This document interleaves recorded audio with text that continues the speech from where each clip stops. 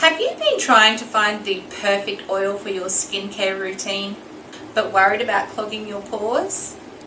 Well, if you have been, you're in luck today, because after some research, I will be ranking popular oils not only by their comedogenic, how on earth do you even say that word, ratings, as well as some of their incredible benefits.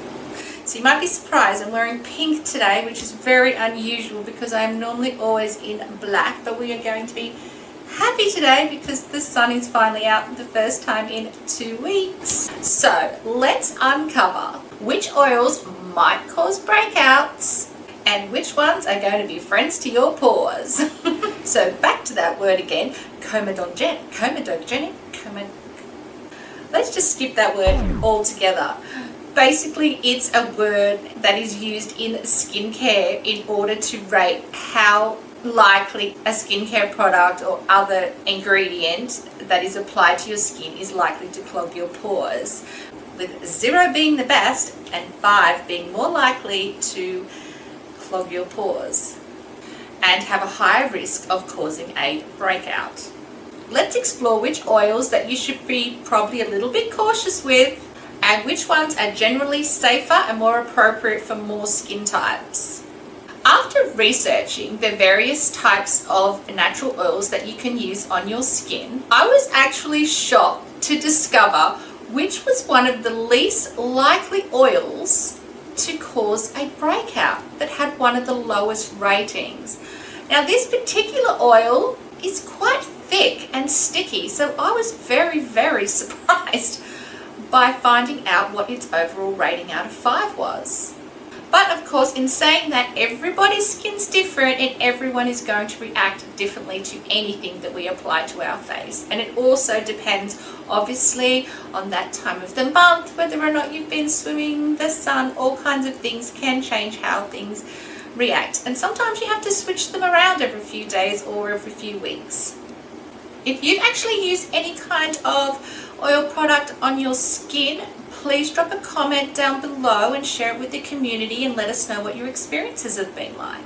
To be completely honest, my absolute favorite oil to apply to my skin on a daily basis is coconut oil.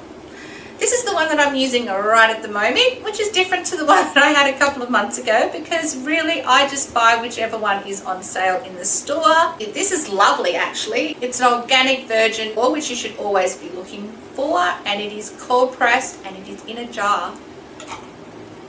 It smells so good. I should put some on now, right?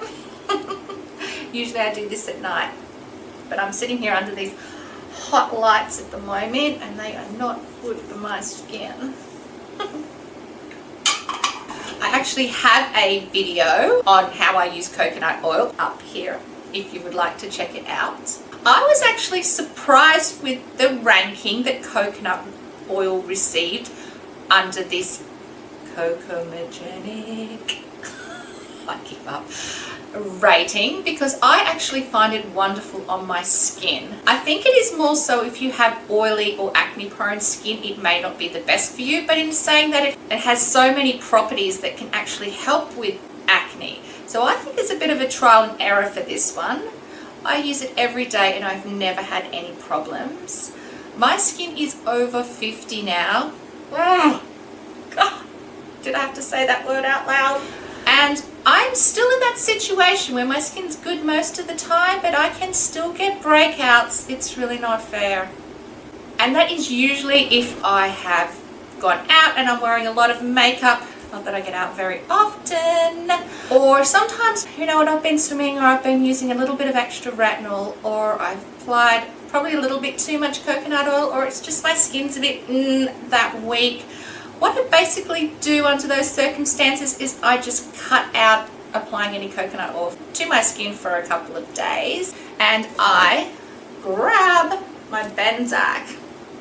Well, that's actually, it's my daughter's Benzac, but you know, sometimes I need to steal it when I have a breakout. Usually it's around these areas here. Not very often, but I usually find if I throw this on for a few days and drop the coconut oil, my skin is back to normal pretty quickly. So that's enough about me for the time being. Let's dive in and have a look at what may be the best oil for you. So the highest ranking oil on the list is wheat germ oil. This oil is very nourishing and packed with vitamin E. Wheat germ oil is excellent for antioxidant protection and for skin regeneration, but it could be a little bit too heavy for anyone with acne-prone skin, so it will probably suit more dry to mature skins. Unfortunately, wheat germ, for all its wonderful benefits, it did come in with a rating of 5, which is the highest of them all. The next one on the list was a bit of a surprise to me, being my darling coconut oil. I do love it. Coconut oil has very high antibacterial and antifungal properties. It is also an awesome moisturizer. You can use it on your skin, on your hair, on your nails, any part of your body. Some people talk it up that it can help with brow and eyelash regrowth. I'm gonna never have any eyebrows again because in the 90s we plucked every single bit of them out, and now I'm stuck with this. It's okay. It's okay. It's part of the journey, right? However, it did come in with a ranking of 4, which means that it could be a problem for people with oily or acne-prone skin. As I mentioned before, it has antifungal and antibacterial properties that can actually help with clearing up acne. So again, I think it's something that you need to try a little bit at a time, maybe patch test. I can't help it. I love coconut oil. Also up there with a ranking of 4 is cocoa butter. If you're a member of Generation X, you may remember covering yourself in coconut oil and coconut butter and lazing in the sun, looking for that elusive tan. The things that we did to ourselves back then. However, cocoa butter is extremely moisturizing. It is wonderful for softening your skin, great for stretch marks and scars, and something you should be lathering all over you from here down if you are pregnant. I used it all the way through my pregnancy, including bio oil, and didn't get a single stretch mark. Thank you. It does have a very rich texture, so this could be too much for many skins. I've never used that on my face. I have used it on my mouth and under my eyes, but never as an overall moisturizer. It could be something that works for you. Okay, let's keep moving on. The next one on my list is flaxseed oil. Now, everyone has heard that eating flaxseed oils is wonderful for you and something you could have like sprinkled on your cereal in the morning. So I imagine that rubbing the oil onto your body would have to be beneficial. It is absolutely packed with omega-3 fatty acids. It helps reduce inflammation and can promote healthier skin. Of course, this could be an issue if you have acne-prone skin, so maybe having it orally within a smoothie or in a cereal may be better for you. Okay, we're finally starting to drop down to the 3s. Sesame seed oil. Now, there's a lot of studies on sesame seed oil that show that it is wonderful for your skin. It can help with skin regeneration, even helping with bruising and other kind of inflammation. It is wonderful for detoxifying the skin, and there are also studies to suggest that it does provide some low-level sun protection. That doesn't mean that you can go out and drop your SPF 15 at all. However, you could mix a few drops in with your sunscreen for a lovely moisturizer and extra protection. Again, this may not be great for acne-prone skin considering it's still at a 3. Okay, next we have soybean oil. This oil is also rich in vitamin E and essential fatty acids, which helps with overall skin health and again providing some protection from the sun. This is something you need to test if you are likely to break out because it's in the middle. Next on our list we have olive oil. We all know how good olive oil is for us in our cooking, and most of us are aware of the great benefits of the Mediterranean diet, but may not be the best for oily skin. Actually comes in a little lower again at a 2, which is great. So unless you have oily skin, this may be something that you can give a try. Now the next one is actually on my shopping list at the moment, which is Jojoba Oil. This is wonderful to use when you're doing a DIY facial mist. I have got a video about that on my channel. Facial mists are a wonderful way in order to help your skin absorb your skincare or serum products 10 to 20% better.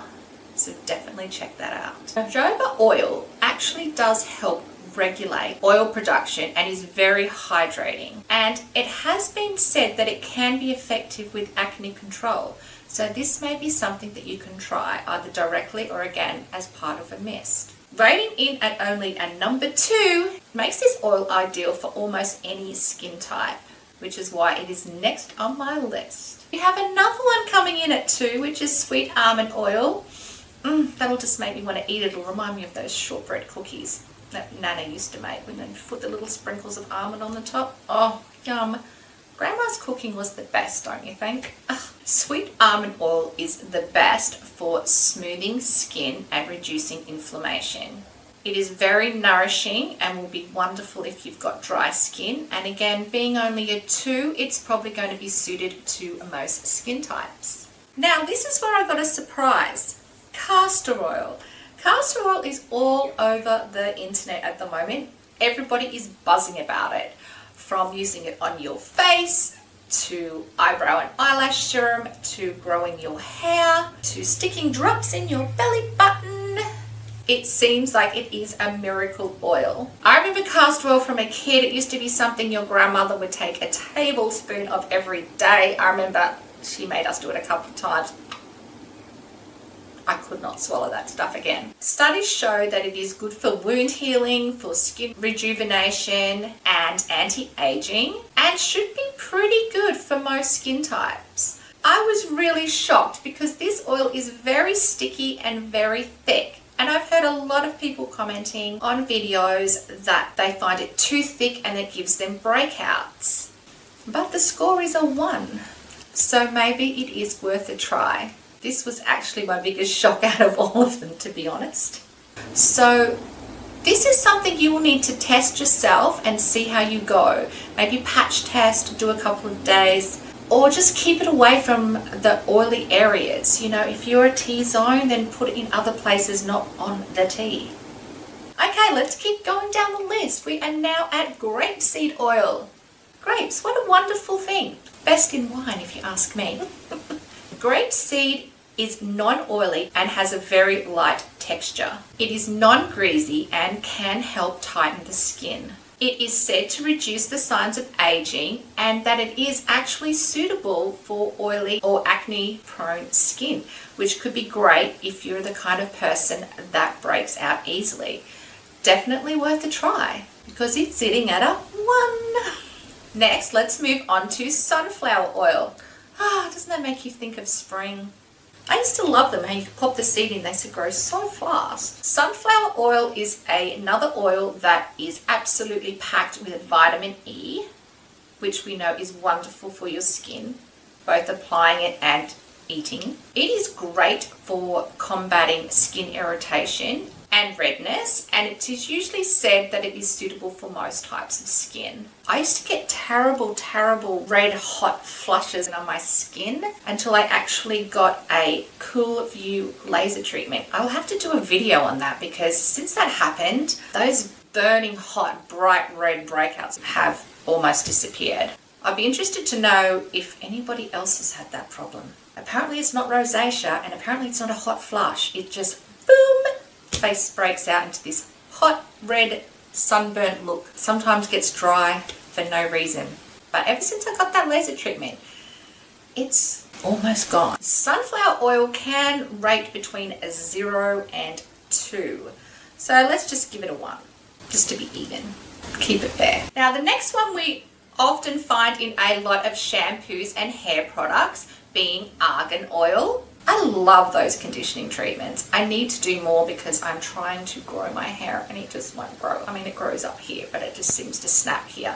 If anyone's got any tips on how to get your hair to stay growing without snapping off, please leave a message in the comment. It's one of my big things for 2024, get my hair back down here.